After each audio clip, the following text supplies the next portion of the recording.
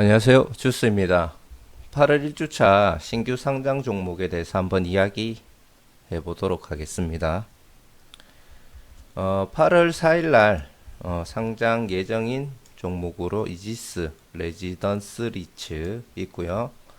자, 8월 15일 날 미래에셋 맵스 제1호 리츠가 있습니다. 그리고 8월 6일 날 이루다랑 그리고 같은 날 상장하는 JR 글로벌 리츠 총 4가지 종목이 상장할 예정이고요. 이지스 레지던스 리츠랑 미래에셋 맵스 제1호 리츠 같은 경우에는 원래 7월 31일 날 상장할 예정이었죠.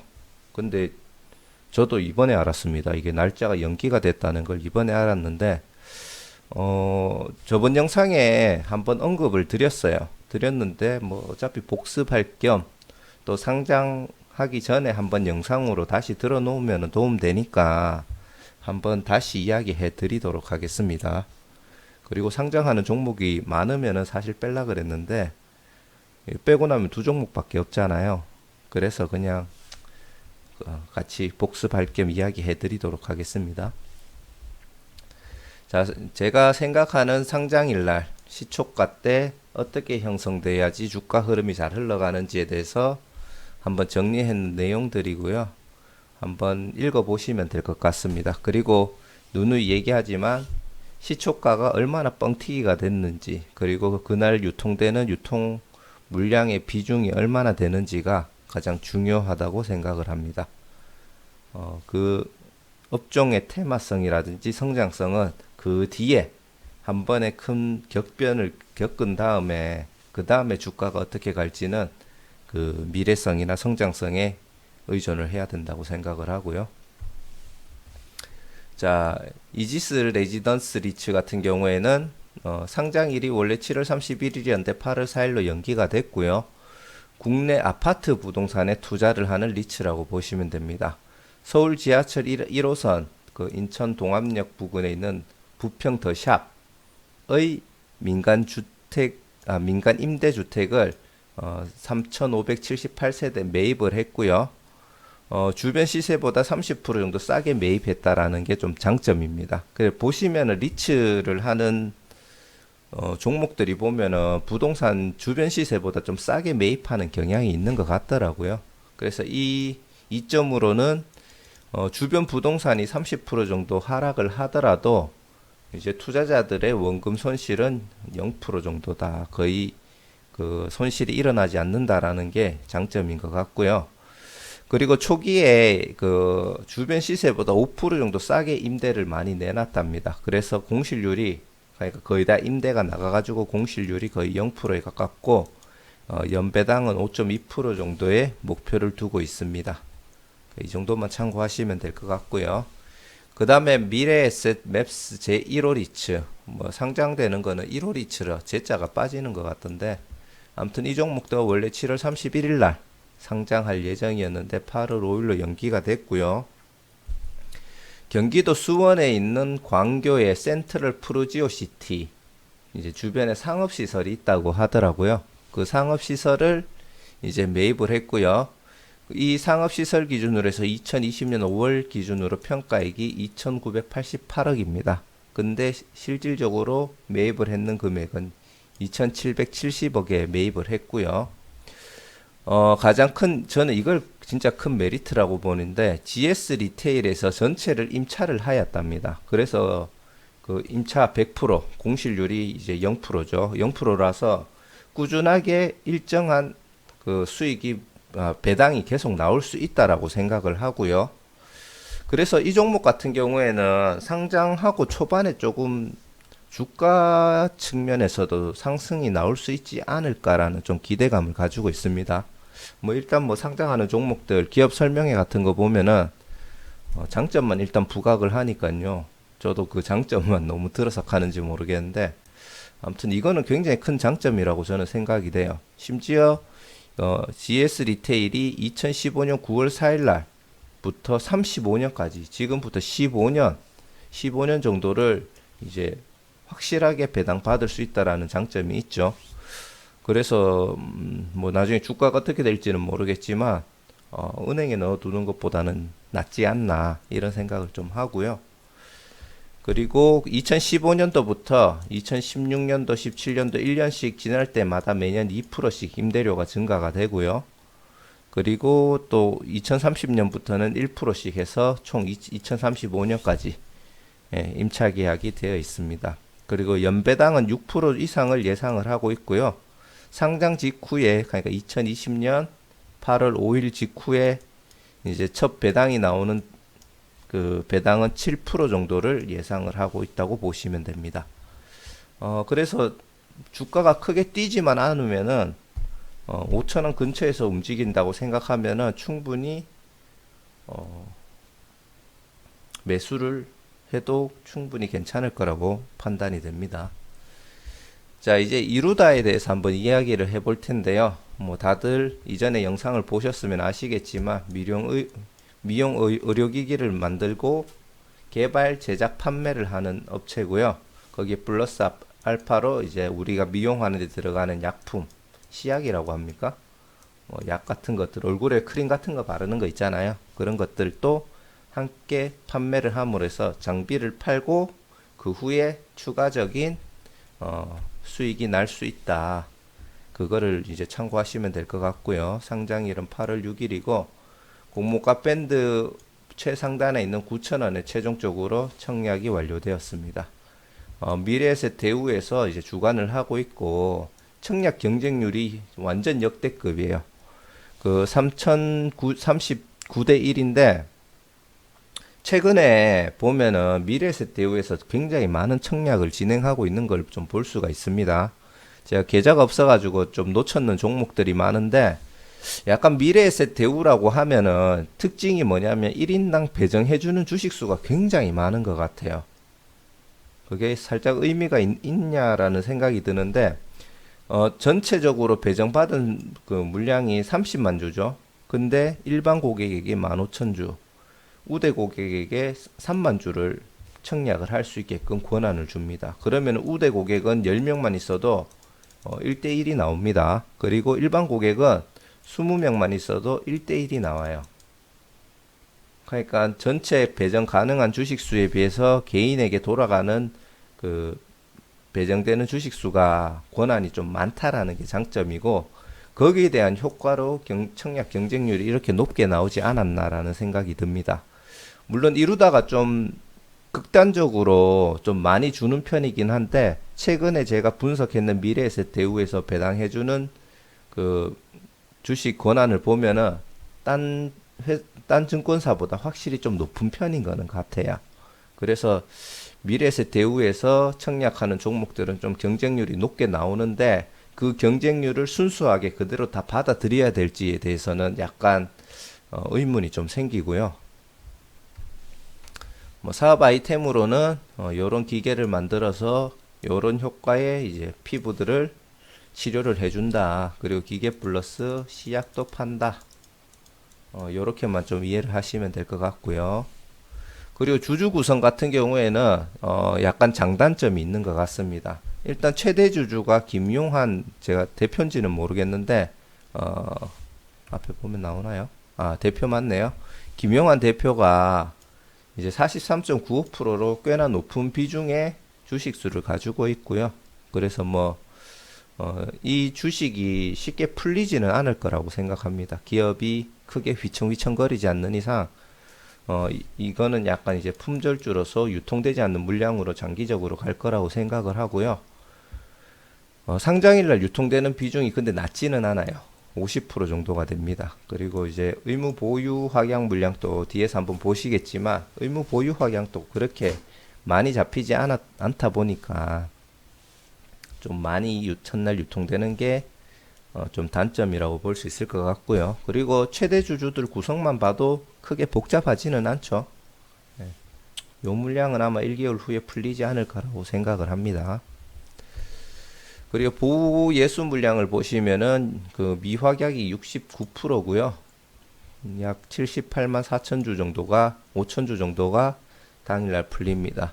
그래서 이제 개인과 기관이 유통되는 물량의 비중을 보면은 이제 상장일날 15.34%가 유통이 되고요. 기존 주주의 30%를 더하고 나면은 약 45% 정도가 상장일날 주식 수가 유통이 된다고 보시면 됩니다. 그 경쟁률은 높은데 그 보시면은 첫날 유통되는 비중이 높죠. 그래서 제가 계속 얘기 드리는 게 상장 그 경쟁률을 순수하게 그대로 3000몇 대, 3030대 1이었습니까? 그거를 그대로 받아들여야 되는가? 거기에 대해서 계속 의심을 할 필요가 있다라는 거예요. 그리고 2019년 그 주가를 보려고 하면은 EPS가 이게 주당 순이익이거든요. EPS가 504원. 그리고 PER이 그때 당시에 17.85원인데 이거를 곱해 보시면은 약 예상 주가가 9,000원 정도가 나오고요. 그래서 공모가 밴드가 최상단이 9,000원 정도에 걸렸다고 보시면 됩니다. 그리고 확정도 이렇게 되었고요. 수요 예측에 보면은 기관들도 꽤나 위쪽 상단에 이제 자기들이 주식을 매수를 할 의사가 있다라고 표현을 했고요. 기관 경쟁률도 높게는 나왔어요. 1300대 1 정도가 나왔는데 의무 보유 확약 비율 신청이 7.8%밖에 안 되죠. 굉장히 낮다라는 게 볼 수가 있습니다. 근데 이렇게 낮은 비중에도 불구하고 생각보다 31% 정도, 30% 정도가 의무 보유 확약으로 결국 결정이 됐다라는 것도 좀 기존의 종목들하고 좀 다른 점이라면 좀 다른 점으로 보시면 될 것 같습니다. 하지만 크게 의미는 두지 마시고요. 이루다를 최종 결론을 내자면은 최대 주주 비율은 좋습니다. 김용환 대표가 43% 정도, 44%에 가까운 퍼센트를 보유를 하고 있고요. 그리고 대주주 구성은 이제 보통이거나 양호한 정도라고 보시면 되는데 결과는 이게 중요하죠. 상장일날 유통 물량이 굉장히 높다. 50% 정도의 물량이 유통이 된다. 그리고 테마성 같은 경우에는 저는 그렇게 밝은 테마성은 아니라고 판단을 하거든요. 뭐 향후 우리가 뭐 피부 관리나 이런 부분에 있어서 좀 사람들이 많은 관심을 가지는 건 사실이지만 테마성은 보통으로 보고요. 경쟁률은 기관도 꽤나 높게 나왔고 개인은 매우 높게 나왔습니다. 그래서 이게 차이점이고 굳이 기준을 두자면은 기관 쪽에 좀 비중을 더 가지고 생각을 하면 되지 않을까 싶고요. 기관 경쟁률만 두고 보면은 나쁜 편은 아니에요. 나쁜 편은 아니고 제가 봤을 때는 기관이 경쟁률을 높게 가지고 있고 유통되는 물량이 많기 때문에 최근의 흐름으로 봤을 때 분명히 더블 200%의 물량을 쌓았다가 처음에 좀 빠질 것 같아요. 그래서 제가 생각하기에는 한 150% 정도? 그러니까 9,000원이면은 13,500원 정도에 시작을 해도 굉장히 높게 시작한 게 아닐까라는 좀 생각이 들고요. 그리고 그 뒤에 뭐 세력들이 어떻게 붙느냐에 따라 얘가 올라갈지 내려갈지는 알 수 없지만 가장 최근에 상장했는 종목이 뭐였죠? 와이팜.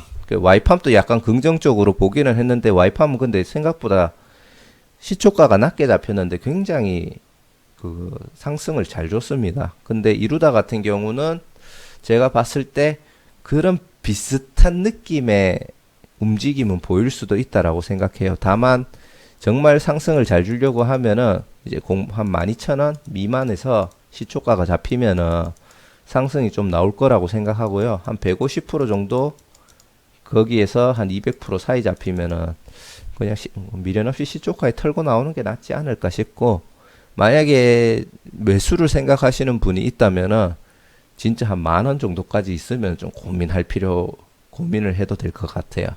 근데 그 이상 잡히면은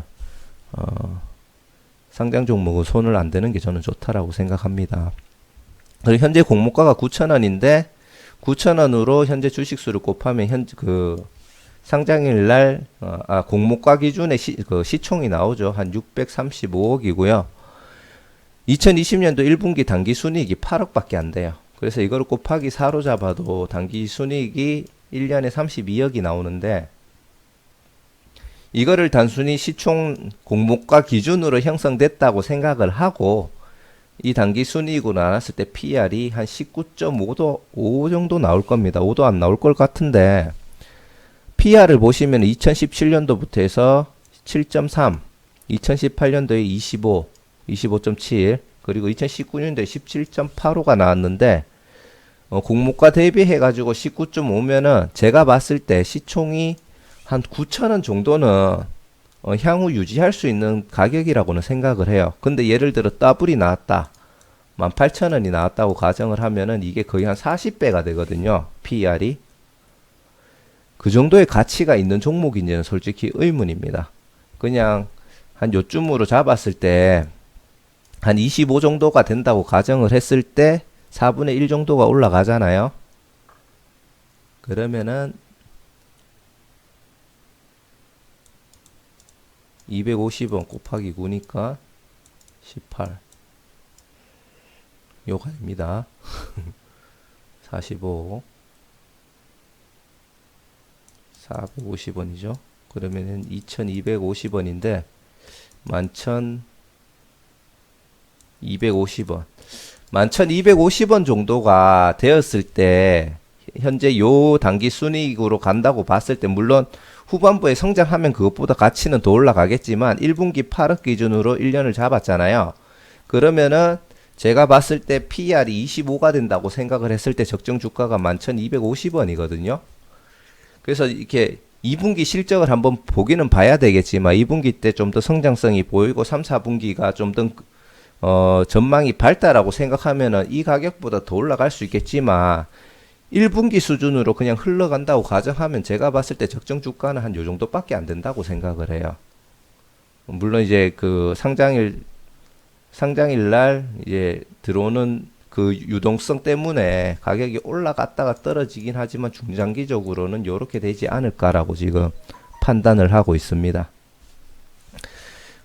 그래서 최종적으로 얘기를 드리자면 이제 최대 주주의 비율은 좋고 경쟁률은 너무 좋으나 이거를 이대로 받아들여야 될지는 모르겠고 하지만 기관 기준으로 봤을 때도 좋은 거는 사실이고요. 그 시가총액 대비 단기 순이익이 너무 낮은 낮다라고 지금 판단이 됩니다. 그래서 결론적으로 초반에 조금 시세가 나올 수는 있으나 시초가가 낮게 잡혔을 때 이야기고요. 높게 나오면은 바로 시장가로 던지고 나오시는 거를 추천드립니다. 그리고 중장기적으로는 현재를 유지한다고 생각하면은 11,250원 미만으로 내려왔을 때 약간 가치 투자로 접근할 가능성이 있다고 생각을 하고요. 그 다음에 이 기업이 어떻게 장사를 하는지 그거를 좀 더 지켜보시다가 좀 더 목표가를 높이고 접근을 하셔도 될 것 같습니다. 자, 끝이 아니네요. 죄송합니다. 여기가 끝인 줄 알고. 자, 그리고 이제 마지막에 상장되는 8월 6일 날 상장되는 종목이 JR 글로벌 리츠가 있죠. 이 종목 같은 경우에는 앞에 또 저희 리츠 관련된 영상을 올렸을 때 이야기는 드렸어요. 근데 한 번 더 짚어드리는 의미로 이제 이야기를 드리자면 KB증권이랑 메리츠 대신증권에서 지금 주관하고 있고요. 주관사가 됐네요. 주관사죠. 죄송합니다. 그리고 벨기에에 있는 국내에서 유일하게 이제 1호로 이제 해외 부동산 리츠라고 보시면 되고요. 파이낸스 타워 벨기에 브뤼셀에 있는 타워를 이제 그 매입을 해가지고 현재 임대를 주고 있고요. 현재 감정가가 약 14억 4천 유로랍니다. 한 2조 정도가 된다고 하는데 공모받았는 금액으로 이거를 다 메꿀 수가 있는지 모르겠습니다. 굉장히 비싸죠. 근데 현재 매입가는 10% 정도 절감된 12억 유로에 매입을 했다고 하고요. 벨기에 연방정부 산하에 있는 건물관리청이 약 60% 정도 2034년까지 아까 앞에 봤던 미래에셋이었습니까? 그거랑 약간 느낌이 비슷하죠. 60%까지 중도 해지 없는 옵션으로 임차할 예정이라고 하고요. 나머지 40%만 임대하면 되기 때문에 생각보다 공실률이 높지는 않을 거라고 판단이 됩니다. 그래서 목표 배당률은 8% 정도의 목표를 가지고 있고 앞에 봤던 다른 리츠보다 목표가 좀 높죠. 그리고 요거는 이제 앞에 얘기했던 리츠들하고 공동으로 적용되는 부분이긴 한데요. 우리가 보통 배당 수익을 받으면 15.4% 정도가 과세가 되잖아요. 그리고 나중에 종합 소득 과세가 뭐 얼마 이상이 되었을 때는 그 이상의 이제 과세를 매기게 되는데, 그거랑 관계없이 3년 동안 종합 과세에 합산하지 않고 9%만 분리 과세를 적용한다라는 것도 장점으로 보시면 될 것 같습니다. 그래서 제가 봤을 때는 한 3년 정도 보고 투자하셔도 괜찮을 것 같고요. 어찌됐든 간에 분리 과세가 적용이 되면은, 이게 3년이 끝나면은 이제 종합 과세에 들어간다는 얘기로 저는 지금 해석을 하고 있거든요. 그러면은 그 전에 혹은 그 3년이 끝나고 뭐 어느 정도 타이밍을 보고 그냥 익절로 빠져나오는 물량들이 좀 있을 것도 같아요, 느낌상. 그래서 중장기적으로 투자를 하셔도 될 것 같고, 나중에 한번 차익을 실현하고 향후 다시 진입하는 방식으로 전략을 세우셔도 괜찮을 것 같습니다. 자, 그리고 이제 매수 잔량, 늘 얘기 드리지만 첫날 유통 물량의 매수 잔량은 확인해야 되고요. 그 호가창을 확인하란 얘기고요. 그 보호 예수 및 의무 보유 확약 풀리는 날짜 같은 것들을 계속 체크를 하시길 바랍니다. 요 관련해 가지고는 제가 지금 컨텐츠를 하나 생각하고 있는 게 있어요. 뭐 별게 아니고 제가 SK바이오팜부터 영상을 올렸기 때문에 그 이후로 상장했는 종목들의 물량이 풀리는 날짜들을 제가 달력으로 다 체크를 하고 그 주에 이런 영상을 만들면서 같이 공지를 해드릴 예정입니다. 근데 생각보다 계산하려고 하니까 마음 먹고 하면은 금방이긴 한데 귀찮더라고요. 그래서 그거를 오늘 정리해서 다음 주 영상부터는 업로드 할 수 있도록 해드리고요. 그리고 이루다 같은 경우에는 총 유통되는 물량이 323만 4,620주니까 호가창에 한 330만 주 정도, 생각을 하시고, 그것보다 떨어진다 싶으면은 그냥 시장가로 같이 던져주시는 거를 권해드립니다. 자, 진짜 끝입니다. 자, 이렇게 이번 주에 상장하는 종목들은 크게 많지는 않고 심지어 연기되는 종목들까지 많이 끼어 있죠. 그래서 꼭 거기에 맞게끔 어떤 종목을 공모를 하신 분이 하셨다면 어떻게 익절하고 나올지, 그리고 혹시나 저는 개인적으로 상장일 날 진입하는 거는 권장해드리진 않습니다. 하지만 혹시라도 신규 진입을 매수를 생각하신다면은 뭐 이 점은 참고하셔서 리딩은 아닙니다. 그냥 제 의견을 뇌피셜을 공유해드리는 거니까 참고만 하셔서 투자 결정에 도움이 되었으면 좋겠습니다.